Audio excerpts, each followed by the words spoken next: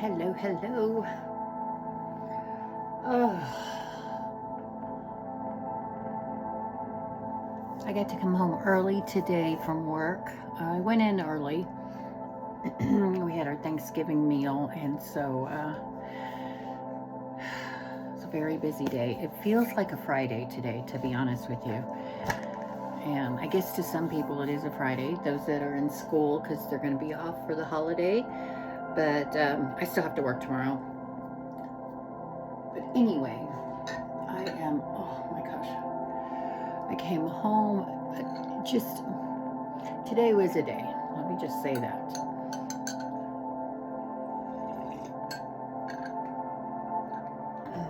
I've been super cranky.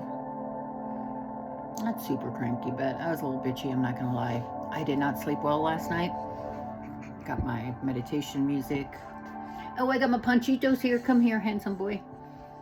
Pancho's happy. Come here. Come lay with me. Oh, my handsome boy. Thank you. Thank you. Okay, you're sniff proof. There, I did not kiss any other doggies. I promise. I promise, handsome boy. You're my only boy. Yes, you are. He's like, yeah. Okay, we got your big... Okay, Pancho, they see you. Can you sit down? Can you sit in my lap and just chill with me? All right. My hands are killing me, man. Please? All right. So, come on.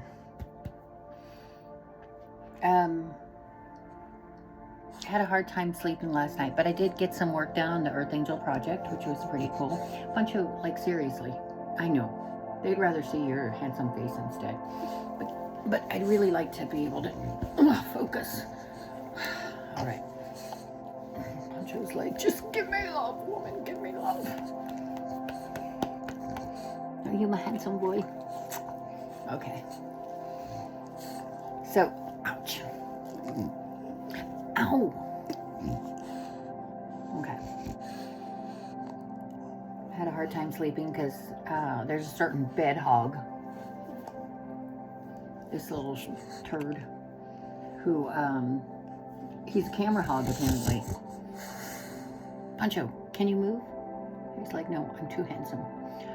I'm too handsome and everyone needs to see how handsome I am. Okay, can you lay down? How about that? Okay, yeah. You're still in the camera. You still see, they still see the handsome boy. Thank you. All right.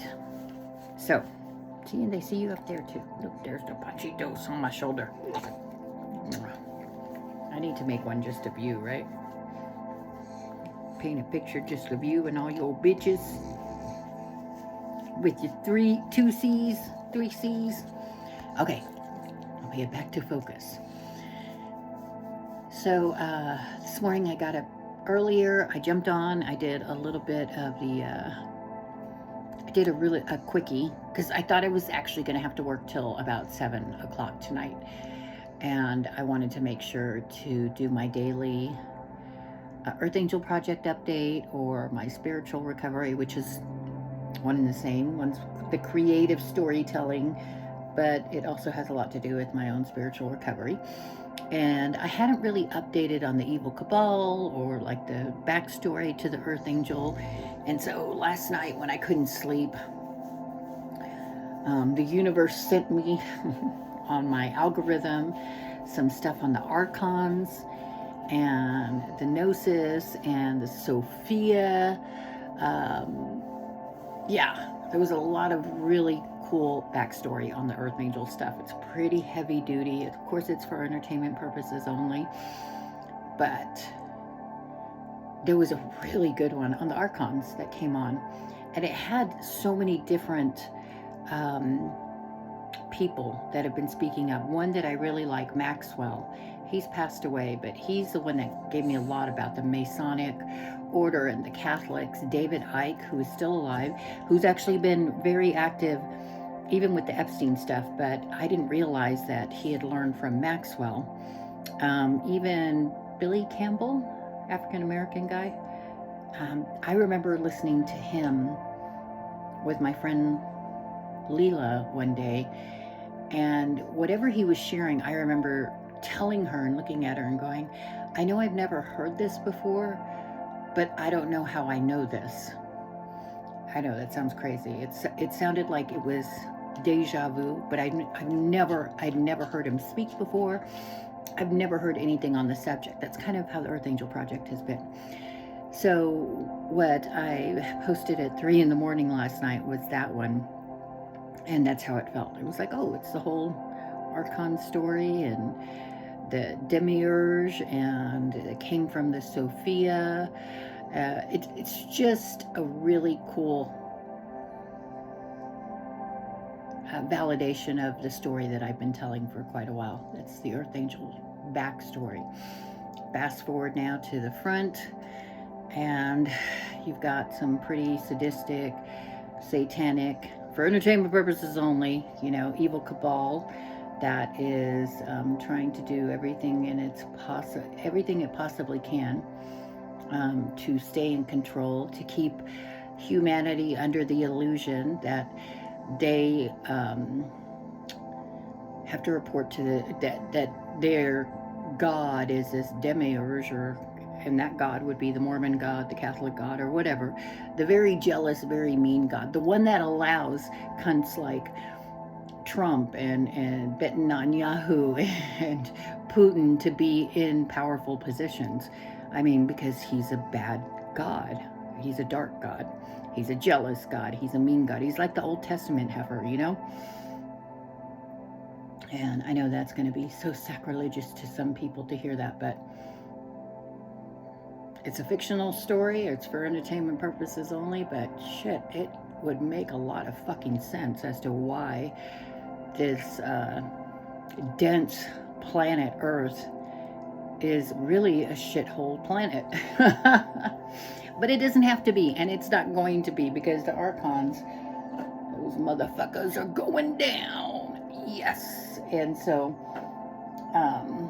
they're all freaking out right now, and this is, we're talking corporations, we're talking secret societies, we're talking governments, not just our crazy government, but all across the world. We're talking, the cool thing about that one last night wasn't just about Earth, it was just about different alien life forms and how they are aware of what is going on in this planet, and they've been observing it, but they haven't really been getting involved. And these motherfuckers need to show up now, because yeah, it's time. It's fucking time. And it was some really neat stuff, really, really cool stuff. And it connects a lot to what Morg, his name's Morg, the guy, the podcast that I love, he did a series recently on the Book of Enoch, or a second Book of Enoch or something or other, but it all kind of connects together. So good stuff on the Earth Angel stuff front. And then today, I haven't been able to check too much on what's going on in the crazy world. But I heard that, last night Trump didn't do too well. He was pretty pissed off that his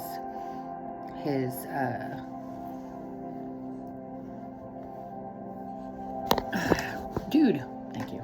Okay, go lay over there. I love you.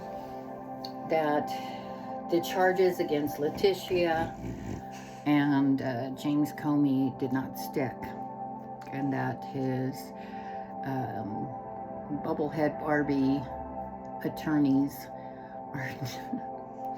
may win a swimsuit competition, but kind of wonder how she got her bar exam. If she passed that because she was on her knees. It's not very nice. Hey, maybe Kim Kardashian should try that. Anyway, I'm sure she has. So yeah, it's been kind of crazy. So Trump, he did pardon the turkey today. And of course, the mainstream media is like, oh, they pardoned the turkey. But on regular, that's why I don't follow mainstream media, but I like to listen to the independents and also even more of the left-leaning. Although I don't consider myself a Democrat, I do they do agree with me on a lot of things. So especially like Midas Touch and Keith Edwards, I love them. And they were saying kind of more descriptive of, oh my God, Trump is so fucking off his rocker, which is perfect for this Earth Angel novella, because that's exactly what's happening. He's like, obviously he's part of the evil cabal. He's done a lot of black magic. All this karma is just a bitch slapping the fuck out of him. Finally. And all that humiliation that he's been, he's put on people for decades, it's coming back. And I know I'm not supposed to rejoice in shit like that, but I'm human. And if there's any motherfucker in this world that deserves to feel, again, I wish him rock bottom, and not just because I can't stand the motherfucker. Actually, through this journey, okay, I still can't stand the motherfucker, but there's a part of me that feels really sorry for him. And not in the like, woe is him, pobrecito. No, it's just like, ew. I can't even imagine like how disgusting it must be to not even be able to look in the mirror and not even own what a piece of shit you are. And I get it. I haven't done as many shitty things as he has, because no wonder he doesn't want to look in the mirror. And he does look like a piece of shit. He's rotting. He is rotting. But, that's what kept me in my addiction for years, was not wanting to look at what I wouldn't own, what I wouldn't heal. And that's kind of where Trump is at, and all his little evil cabal. And yes, sometimes, yesterday or the day before, I was like, when are they finally going to get their, like, how much longer do we have to put up with this shit show? And again, divine timing. I hate hearing that too, but it is so true. Divine timing. I'm really trusting the universe. I really am. And everything that is happening, all the people that are involved, all the things that they are doing is exactly as it needs to be in order to be exposed the way that it needs to be exposed. And speaking of exposure, what the hell happened to Campbell's soup today? Did I miss something? Okay, so All Seeing Isis, I love her, the tarot reader, had been talking about, what does she call them? Corporate rations, or she's always got these great little isms. But she had been predicting about like larger corporations starting to, reap the karma and the things that they've done in the sake of money. And we're seeing that just even with this administration, where they're taking down less regulations around our food, around and they're basically, they don't give a shit if they're poisoning us with our food. Why do you think we're all so sick? All these cancers, all these different things, it's because of the shit that they're allowing in our food. But apparently, did they get something on Campbell's? Someone recorded him talking about 3D meat or about poor people. I don't know, but she mentioned something about it. A few days back, she had talked about corporations and things starting to get exposed. And just today, I did see that its stock was going. I also saw that Tyson meat in Nebraska was closing shop. Shocker. Because of the tariffs and, the demands and the cost of living that Trump is still lying to everyone about. I almost think like I know he believes his own lies. He doesn't do his own fucking grocery shopping. I do. And I know he's fucking lying. It's just lies, lies, lies.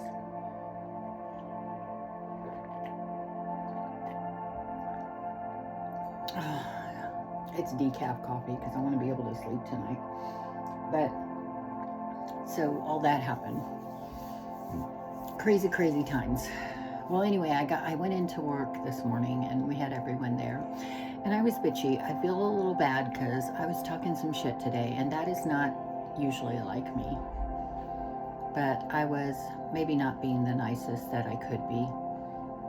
And I was getting very frustrated very easily. And I know I think I even told one of my coworkers, I just need to be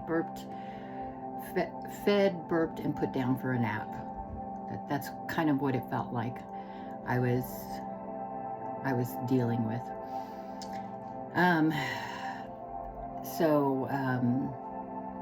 It was just a really, really hectic day. And it was nice to feed people and to give thanks, and it was just a lot of people. And some people were very grateful, and some people were kind of rude about it, like, well, you need to do this and you need to do that, and I don't want that. Like, it's amazing how you learn a lot about people by how they talk to you. And the people that are, of course, the nicest are usually the clients themselves. But some of the staff is,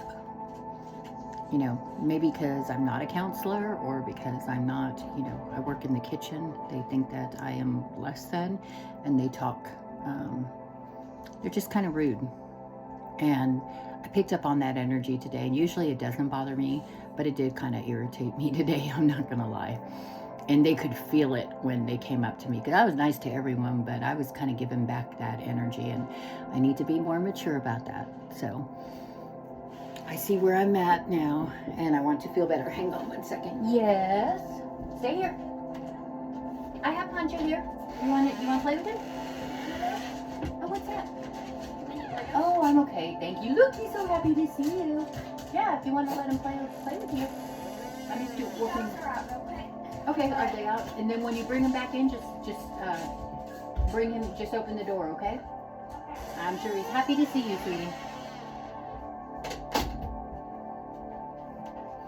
All right, we chihuahuas. Concho's like, my dude's home. I get to hang out with my dude. You'll be happy to see him, even if it's just for a little while. All right, so I need to repent. I could have been nicer today. But I guess the universe knew I was a little bitchy, and after we got all our food done and cleaned up the whole place, and my hands, have just been freaking aching like crazy. My boss was good about, like, you know what, today we're just making salads. We're throwing some turkey on the salads. I didn't have to make a big meal, and I didn't have to serve them. All we had to do was make salads, have them ready to go. And I got home by 3 o'clock when I was supposed to get home about 7 or 8. And so I'm just really grateful, because I really was tired. And I was able to bring home a whole pie, and I brought home some green bean casserole that I can take to Thanksgiving now. And, I'm grateful. I really am. And so, yeah, I got to get home, and as soon as I got home, I made me some coffee.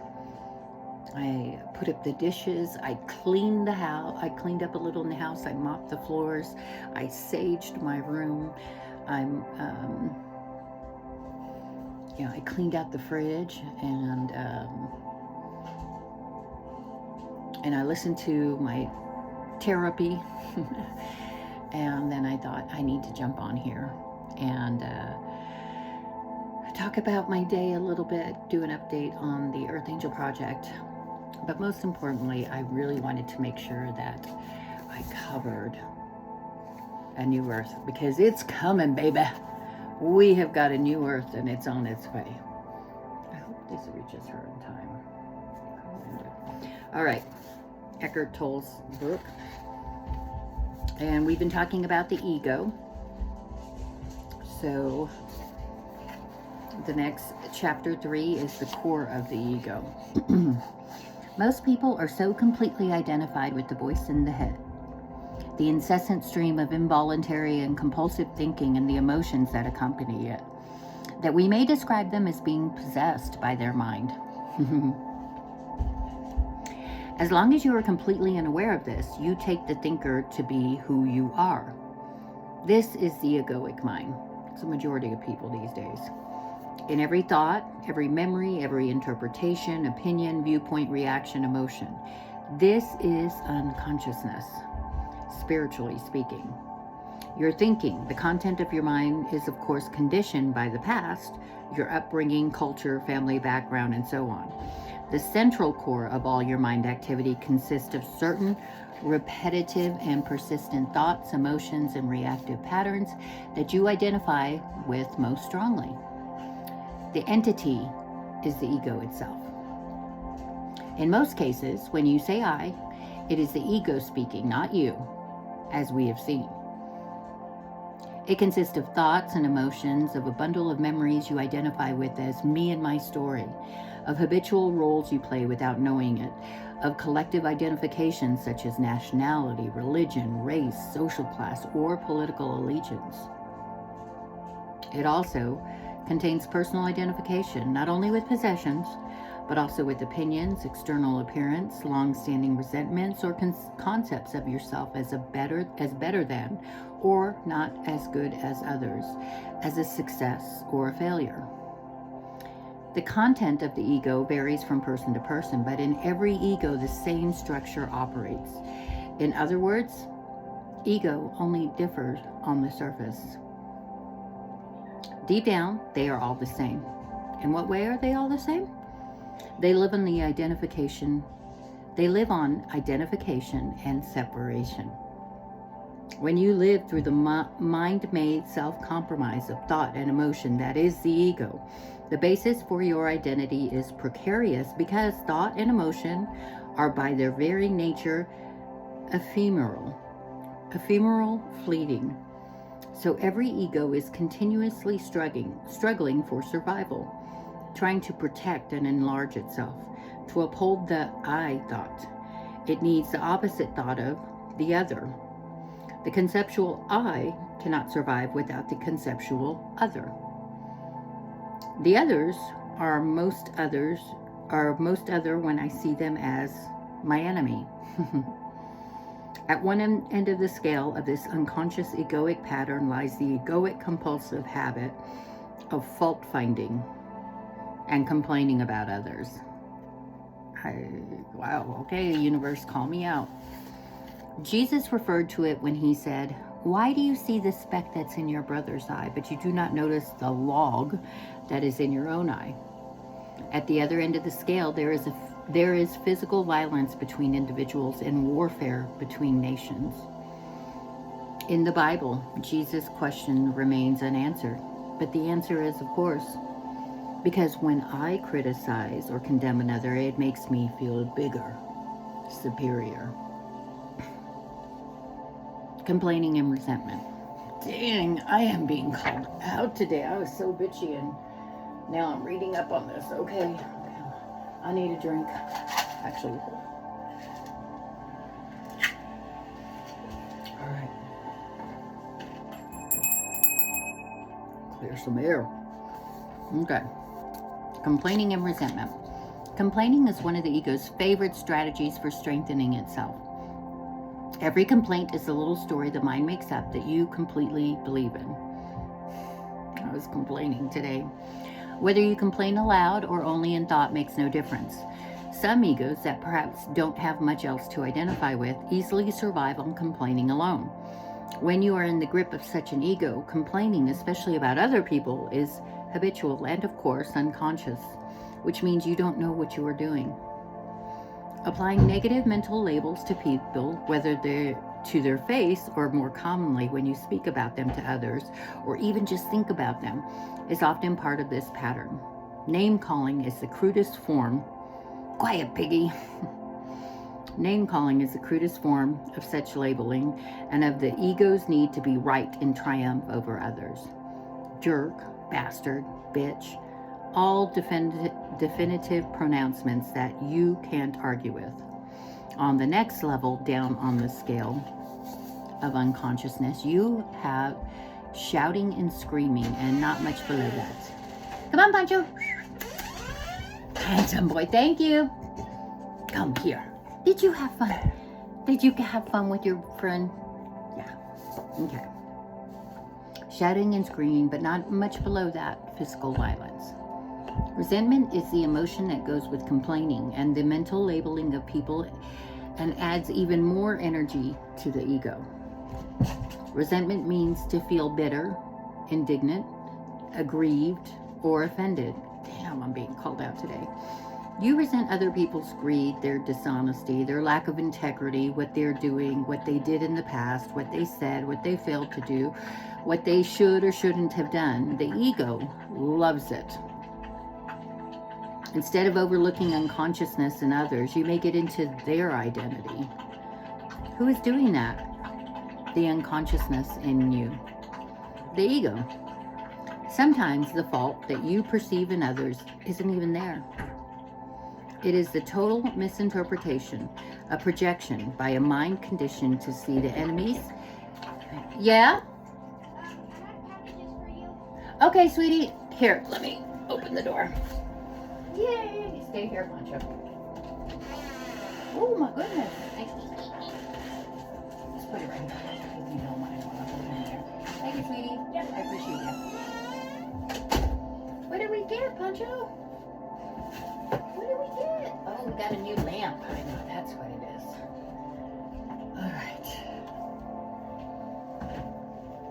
All right, stay here, Pancho. I wanted a new touch lamp. This one's a little too bright sometimes. At night, I just want a little flicker. All right, this is getting good. Okay.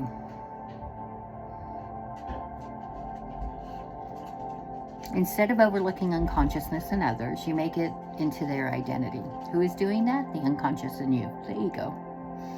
Sometimes the fault that you perceive in others isn't even there. It is a total misinterpretation, a projection by a mind conditioned to see enemies and to make itself right or superior. At other times, the fault may be there, but by focusing on it, sometimes to the exclusion of everything else, you amplify it.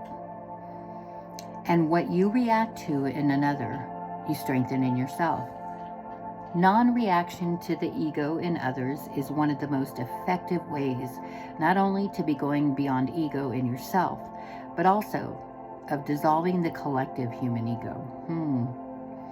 But you can only be in a state of non-reaction if you can recognize someone's behavior as coming from the ego, as being an expression of the collective human dysfunction. When you realize it's not personal, I needed this. There's no longer a compulsion to react as if it were.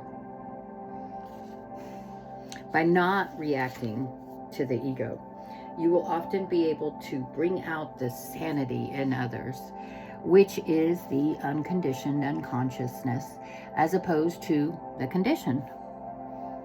At times, you may have to take a practical step to protect yourself from deeply unconscious people.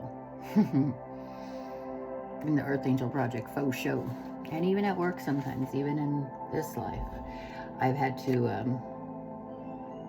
protect myself from my own family that isn't aware, that are deeply unconscious. This you can do without making them into enemies. Your greatest protection, however, is being conscious. Somebody becomes an enemy if you personalize the unconsciousness that is ego. Non-reaction is not weakness, but strength. Another word for non-reaction is forgiveness. To forgive is to overlook, or rather, to look through. You look through the ego to the sanity that is in every human being as his or her essence. The ego loves to complain and feel resentful, not only about other people, but also about situations. What you can do to a person, you can also do to a situation. Make it into an enemy. Damn.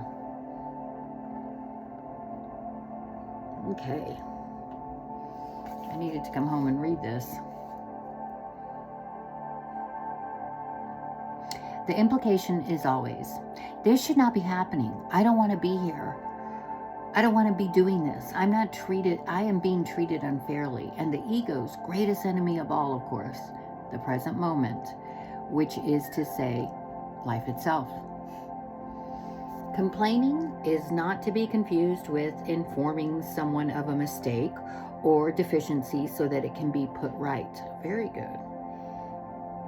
And to refrain from complaining doesn't necessarily mean putting up with bad quality or behavior. Don't get it twisted now. There is no ego in telling the waiter that your soup is cold and it needs to be heated up. If you stick to the facts, which are always neutral, how dare you serve me a cold soup? That's complaining.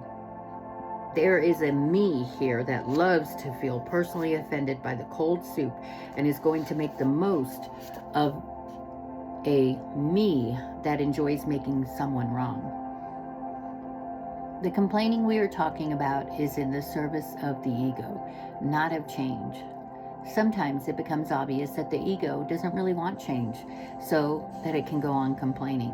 Oh, wow. See if you can catch, that is to say, notice the voice in the head, perhaps at the very moment it complains about something, and recognize it for what it is. The voice of the ego, no more than a conditioned mind pattern, a thought. Whenever you notice that voice, you will also realize that you are not the voice, but the one who is aware of it. In fact, you are the awareness that is aware of the voice. In the background, there is the awareness. In the foreground, there is the voice, the thinker. In this way, you are becoming free of the ego, free of the unobserved mind. That the moment you become aware of the ego in you, it is strictly speaking no longer the ego, just an old conditioned mind pattern.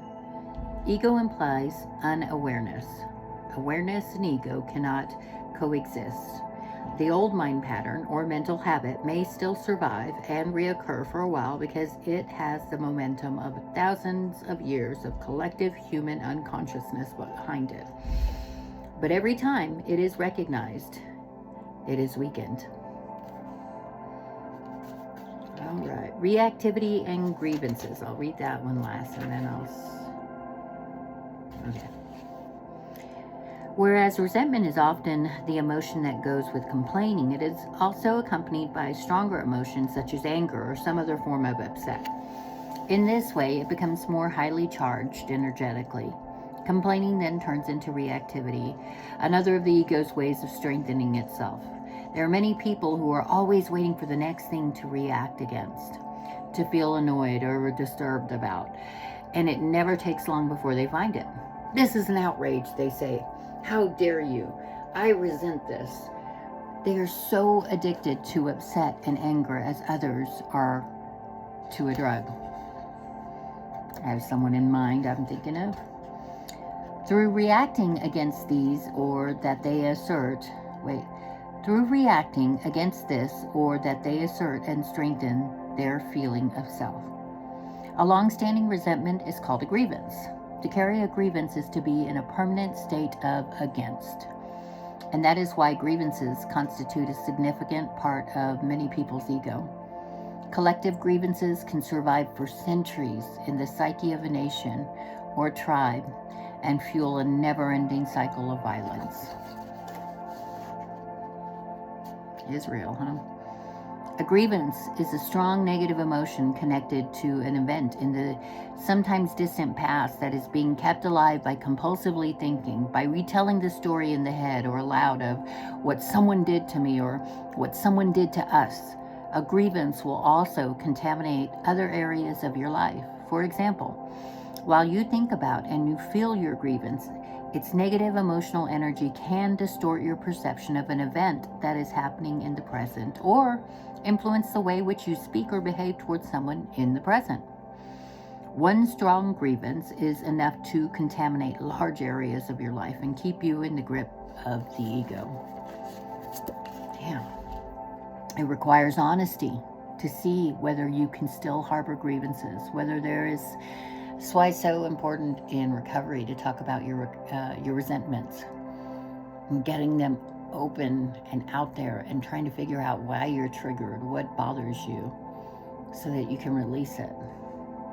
Whether there is someone in your life you have not completely forgiven, a quote enemy, if you do become aware of the grievance both on the level of thought as well as the emotion, that is to say, be aware of the thoughts that keep it alive, and feel the emotion that is the body's response to those thoughts.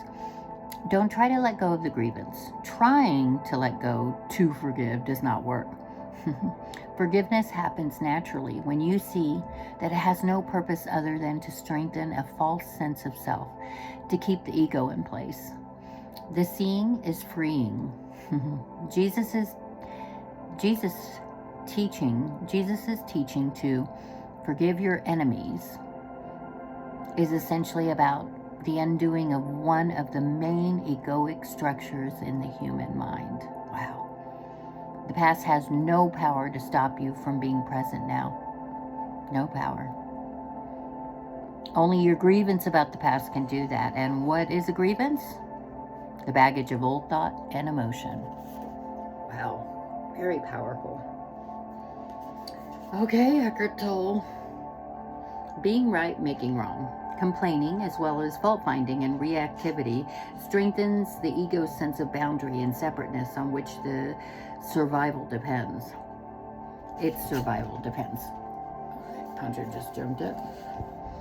But they also strengthen the ego in the other way by giving it a feeling of superiority on which it thrives.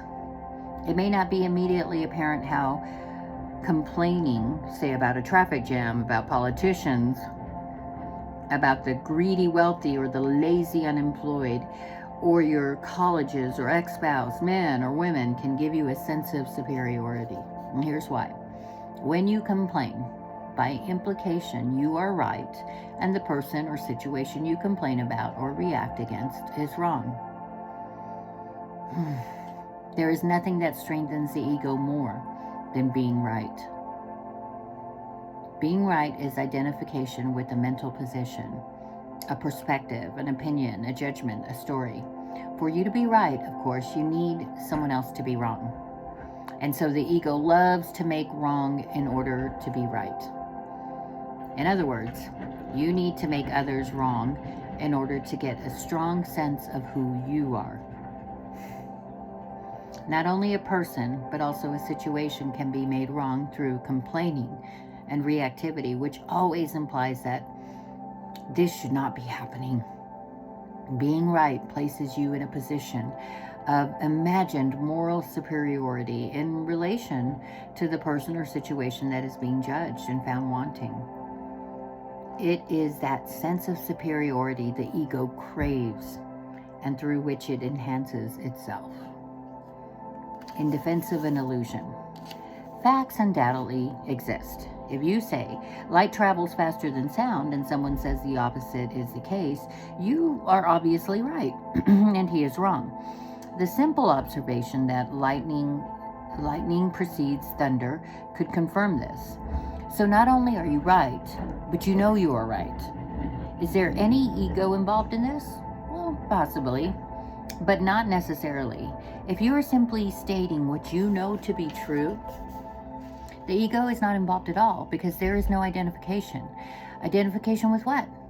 With mind and a mental position, such identification, however, can easily creep in if you find yourself saying, "Believe me, I know," or "Why do you never believe me?" Then the ego has already crept in. It is hiding in the little word "me." A simple statement. Light is faster than sound, although true, is now in the service of illusion, of ego. It has become contaminated with the false sense of I. It has become personalized, turned into a mental position. The I feels diminished or offended because someone hasn't believed what I said.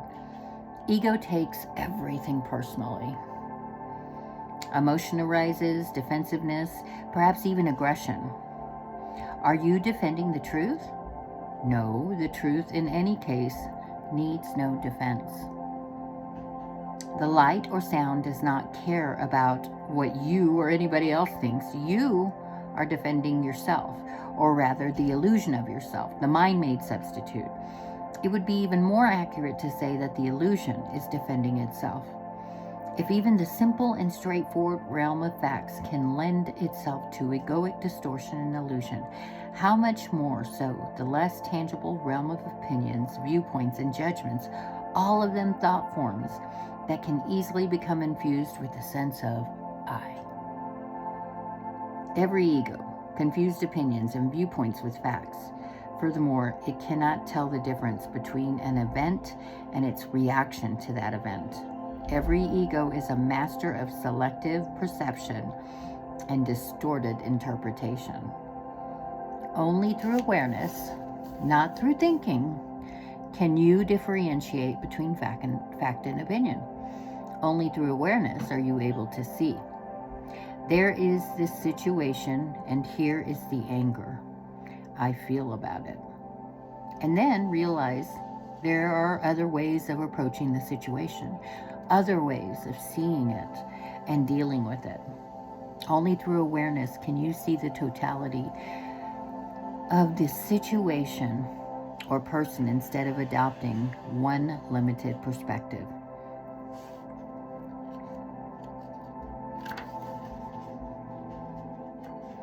All right, I am exhausted. That was a really good topic. I'm going to go ahead and stop it there. I needed that. I was feeling some type of way today, and I was being a little judgmental, even with people that I liked. And that's not cool.